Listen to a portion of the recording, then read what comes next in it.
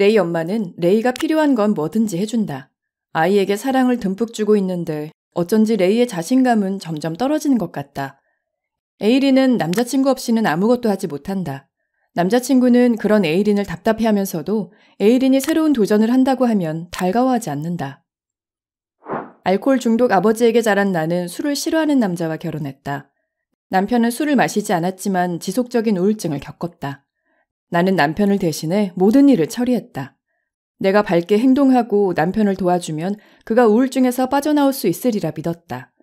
아버지가 폭음에 빠질 때면 어머니가 모든 것을 제자리로 돌려놓았던 것처럼 남편이 괴로워할 때마다 나도 똑같이 행동했다. 남편뿐 아니라 아이들도 커가면서 문제를 보였는데 딸은 경미한 우울증 증세를 보였고 아들은 집 외에는 어디에서도 잘 어울리지 못했다. 그럴수록 나는 그들의 삶을 매끄럽게 다듬으려고 했다. 왜 그랬을까? 내가 이네이블러였기 때문이다. 이네이블러는 누군가를 도와주는 것처럼 보이지만 실제로는 자신에게 의존하게 만들어서 상대가 성장할 수 있는 기회를 박탈하는 사람을 말한다. 이네이블러의 행동은 사랑, 헌신, 봉사로 표현되지만 사실 그들은 상대를 계속 허약한 사람으로 취급해서 자신의 곁에서 떠나지 못하게 만든다. 애인이나 친구가 답답해서 할 일을 대신 해주는 사람, 아이가 문제에 부딪힐 때마다 나서는 부모 등 이네이블러는 다양한 형태로 우리 주변 곳곳에서 발견된다. 나는 남편과 아이들을 걱정했지만 한편으로는 그들의 문제 속에서 우리가 단단하게 묶여 있다고 느꼈다. 가족들이 나를 필요로 하면 어디든 달려갔다. 그러나 남편은 여전히 침대에서 일어나지 못했고 아이들은 점점 더 큰 문제 행동을 일으켰다. 아이들은 나 때문에 자존감에 상처를 입었다고 말했다. 엄마가 도와주면 내가 무능하다는 느낌이 들어요. 내가 이네이블러라는 것을 깨달은 뒤 나와 같은 사람이 많다는 것을 알게 됐다. 어떤 사람들은 왜 이네이블러가 되는 걸까? 1. 가족의 역사를 답습하는 사람. 내가 태어날 때부터 이네이블러였던 것은 아니다. 어머니가 힘든 상황에 대처하는 방식을 지켜보면서 어느새 배우고 만 것이다. 어머니는 책임감이 강한 여성이었다. 어머니가 가족의 생계를 돌봤기 때문에 아버지는 마음 놓고 폭음에 빠져 살 수 있었다. 나는 엄마 같은 삶을 살지 않겠다고 다짐했지만 무의식 중에 부모님의 모델을 흡수했고 어머니가 처신하는 방식을 답습했다. 생존을 위해 고군분투하며 습득한 행동 습관이 새로운 대상을 만났음에도 계속 작동한 것이다. 2. 자존감이 낮은 사람.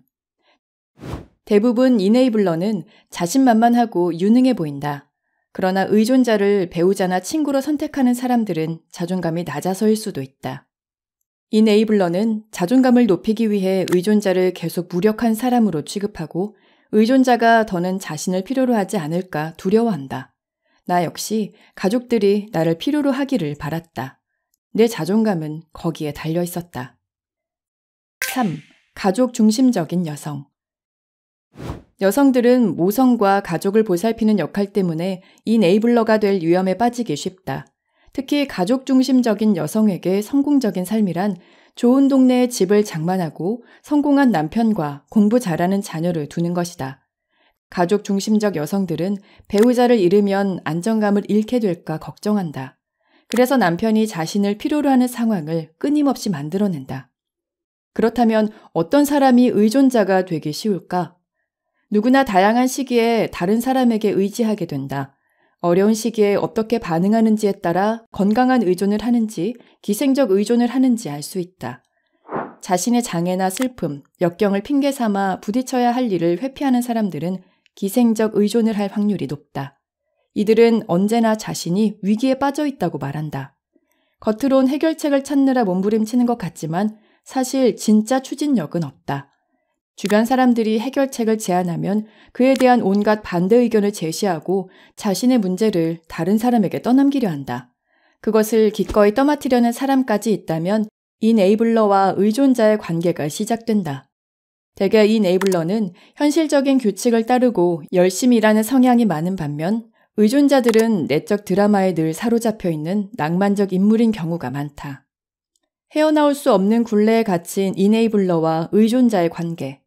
악순환의 고리를 어떻게 끊어야 할까? 문제의 해결책은 관계를 끊어버리는 게 아니다. 진짜 문제를 해결하지 못한 채 헤어진다면 새로운 동반자와도 비슷한 관계를 형성할 가능성이 높다. 이네이블러와 의존자의 관계에서 먼저 달라져야 할 사람은 이네이블러다. 자신이 이네이블러임을 인식하는 것이 중요하다. 자신이 떠맡은 책임을 재평가하고 내 것이 아닌 책임과 의무는 주인에게 돌려주어야 한다. 건강한 상호 의존과 기생적 의존 사이의 경계선을 찾아내고 진정으로 도움이 필요한 경우에만 도와주어야 한다. 이제 나는 내 문제가 아닌 것을 보면 그 문제를 풀어야 할 사람은 문제의 당사자라고 간섭하지 말라고 스스로에게 말한다. 한때는 남편의 우울증을 치유해주지 못해 좌절감을 느꼈지만 지금은 그의 우울증을 다루는 것이 내 일이 아니라 그의 일임을 알고 있다. 다음 단계는 더 많은 시간과 에너지를 자신에게 할애하는 것이다. 그러기 위해선 자신의 관심사와 재능을 알아야 한다. 어떤 재능을 개발하고 싶은지 결정하고 관련된 모임이나 수업에 참여하자. 결정 과정에서는 언제나 자신을 최우선순위로 둬야 한다. 새로운 친구를 사귀는 것도 정체성을 세우는 데 도움이 된다. 중요한 것은 가족이나 의존자의 친구가 아닌 제3의 관계를 만들어야 한다는 것이다. 친구들은 나의 성장을 지지할 뿐 아니라 위안을 느끼게 해준다. 관심사와 외부 활동이 증가하면 자존감도 커지기 마련이다. 자신의 몸과 마음을 사랑하며 돌볼 수 있게 옷, 헤어스타일, 음식에 관심을 기울이고 꾸준히 운동을 하는 것도 좋은 방법이다. 사랑하는 사람을 정말 돕고 싶은가? 당신이 진짜 해야 할 일은 조력자라는 가면을 벗고 스스로를 제대로 바라보는 것이다. 사랑한다면서 망치는 사람, 이네이블러. 이 콘텐츠가 도움이 되었다면 구독과 좋아요를 눌러주세요.